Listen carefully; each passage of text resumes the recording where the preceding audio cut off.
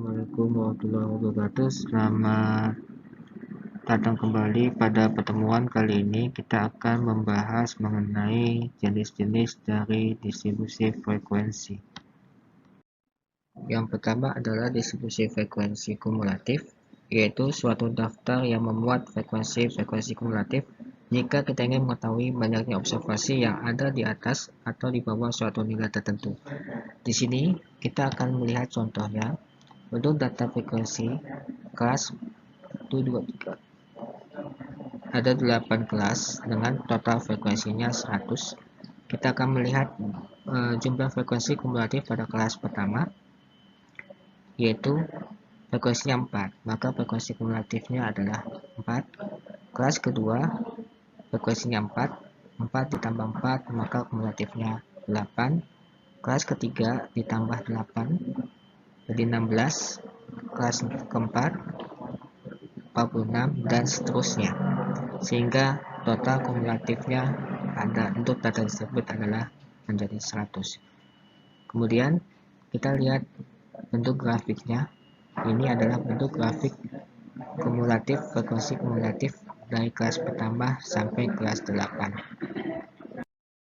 Selanjutnya adalah distribusi frekuensi kumulatif kurang dari, yaitu suatu total frekuensi dari semua nilai-nilai yang lebih kecil dari tepi bawah kelas pada masing-masing interval kelasnya.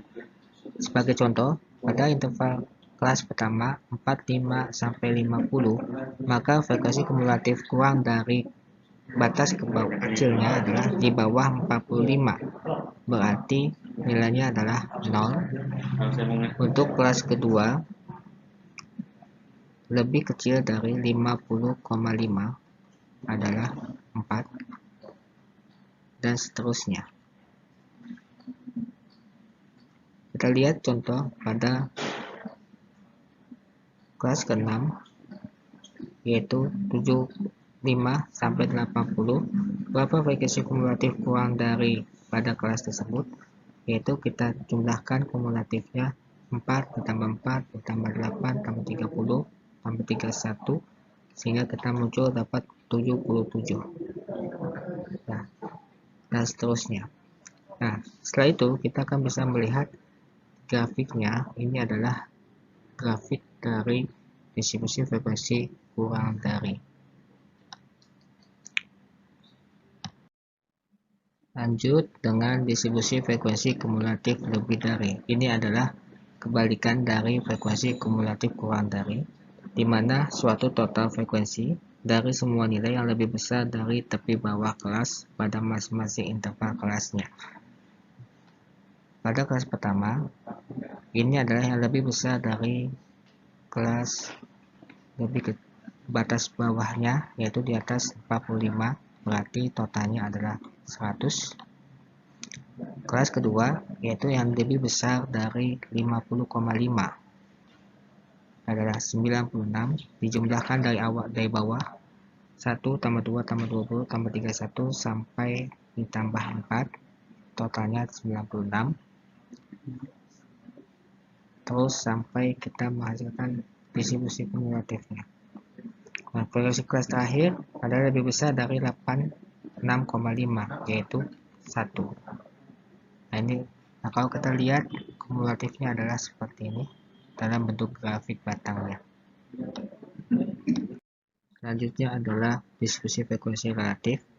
Di sini merupakan perbandingan daripada frekuensi masing-masing kelas terhadap jumlah frekuensinya, ya, dikalikan 100%.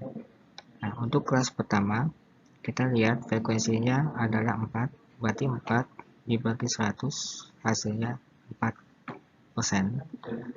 Kelas kedua 4 dibagi 100 dikali 100% jadi 4%, dan selanjutnya 20 dibagi 100 hasilnya 20%, 1 dibagi 100 hasilnya 100%. Nah, kalau dilihat dari grafiknya, maka kita bisa membuat grafiknya seperti ini. Ini adalah distribusi frekuensi relatif dalam bentuk presentasi.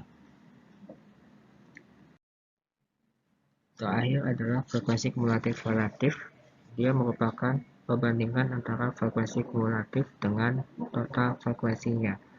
Kita boleh frekuensi kumulatif pada kelas pertama adalah 4 dibagi 100 sehingga mendapat 4%. Kelas kedua 8 dibagi 100 adalah 8%. Kelas selanjutnya 16 bagi 100 16%. Sampai kelas terakhir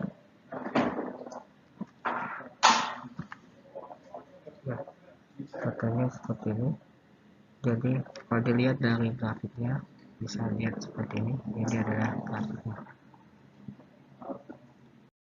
Demikian pertemuan kita kali ini, kita ketemu lagi minggu depan. Terima kasih. Assalamualaikum warahmatullahi wabarakatuh.